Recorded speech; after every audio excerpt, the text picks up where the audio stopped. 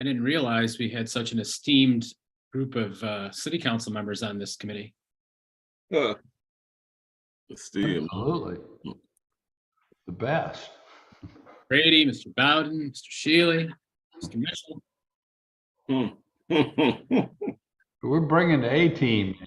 We are bringing the A-team right here. And we are live streaming now, Mr. Chairman, and Romaine is on. So whenever you're ready. Oh, you're on mute, Mr. Chairman. Kevin, you're on mute. Thank you. Thank you. I appreciate that. I want to welcome everybody to the special. Uh-oh. You went on mute again. I think No, he's gone. He's coming back, I think. There he is.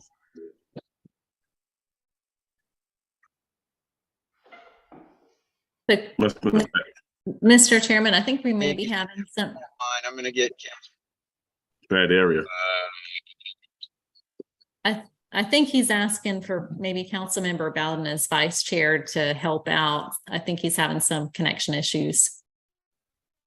Gotcha. Well, more than happy to do that. So as Kevin had just started saying, welcome to the October 5th, 2023 meeting of the Special Facilities Committee. Let's get started with a moment of silence.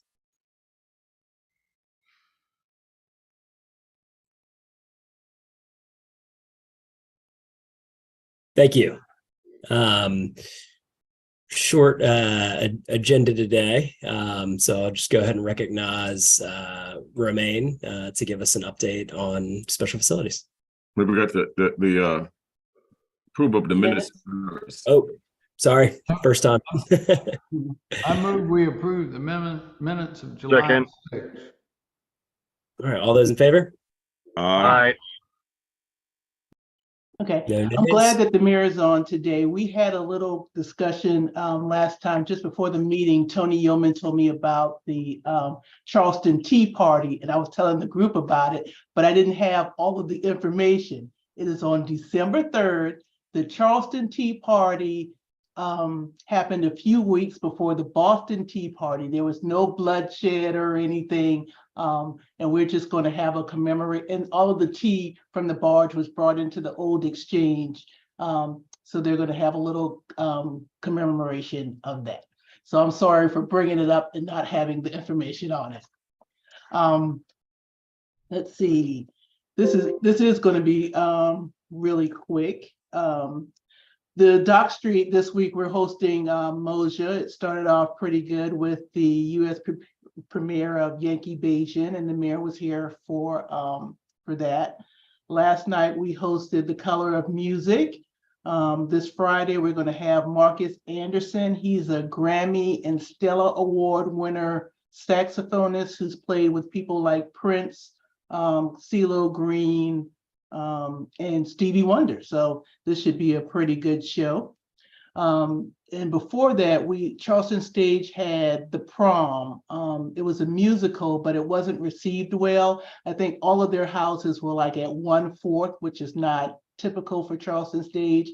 A lot of other theaters were saying that their attendance was down too, but we feel that the Charleston Stage, it was a LGBT themed play, and I think that's had a lot to do with how it was received. But it was an excellent play about acceptance, but it didn't have a great audience to see.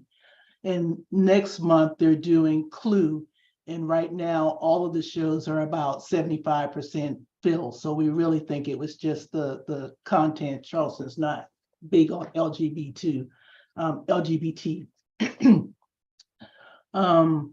Maritime Center, we had a little damage during the storm, a couple of the storms, and with the Princess, all of the repairs have been made, and real estate is working with the insurance company to get repayment for the work that we've already done. The Angel, everything is. I'm sorry. Romaine, can I ask you a question? Can we interrupt you along the way? Yes, you can, Yeah. So especially you. at the Maritime Center, when Idalia came through, did water get in the ground floor, surround the building? Did it come up over the top of the dock there? No, it didn't. Okay. The only damage we had was from the Princess. It wasn't tied off right, so it broke a couple of pilings and whatnot. And they acknowledged that it was their fault, but Parks had the work done, and we're just working with their insurance company now to get the repayment. Gotcha. Yes, So but if yeah, I nothing inside the building. may I interject a historical fact, following up on your beginning about the Tea Party? Uh-huh. So y'all know in just a few years, it will be the 250th birthday of the country, if you count 1776 as being our birthday. It's our Declaration of Independence. But the Tea Party in Charleston happened in December of 1773, well prior to the Declaration of Independence. But in a way, it's a beginning of our 250 celebration. So this Tea Party event, December 3rd, will be 250 years since the Charleston Tea Party, which of course led up to, all the rest of it. But just thought I would share that. This is the beginning of our 250 commemoration effort. Thank you, sir. Yep. The Angel Oak, most of their meetings have been canceled. Things are still in infancy stage, but right now they've hired Omni for construction management, and they're working with Leolio architect firm. That's about all that I have to report from them. They're moving slowly, but they are moving. And that's about it. I have the special facilities. That was easy peasy. Yeah, it was easy peasy. Any questions? Councilmember Bowden, you're on mute. You're on mute. Perfect. We see your lips moving. Anybody have any questions for Romaine? If not, thank you so much. I'm done. All right. Looks like you're good to go. All right, I appreciate it. Have a great day. Thank you so much. Any additional discussion? Jason or Councilmember Sacker? Thank you, Chairman Bowden. Nothing pertaining to this topic. I just wanted to say how appreciative I am of all of our council members, given the tenor of other school boards and boards and governing boards. I think we are pretty darn good. We operate pretty civilly. So I just wanted to say thank you for everything over the past couple of years. I feel like we're a good group. So thank you all. Oh, one more thing I forgot to mention, the markers tomorrow at 11:30 at the Old Exchange, if anybody wants to come out for that, 11:30 right on 6 Chalmers Street. Yes. And you all should have gotten an invite. Yeah, the old Slave Mart, not the Old Exchange, Romaine. Oh, I'm sorry. Yes, the Old Slave Mart. Thank you, boss. All right, gotcha. The address is correct. The address is, yes. 11:30 tomorrow.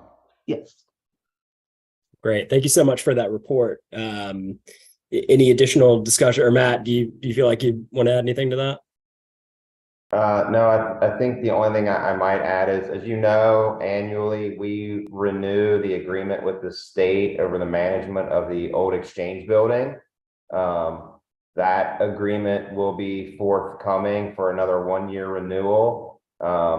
The state had the Old Exchange, the Old Exchange Commission with the state has kind of asked Tony Yeomans, the manager out there, about the city's appetite for doing something longer than a 1 year, just doing a constant 1 year. I don't know what everyone's thoughts or feelings are on that.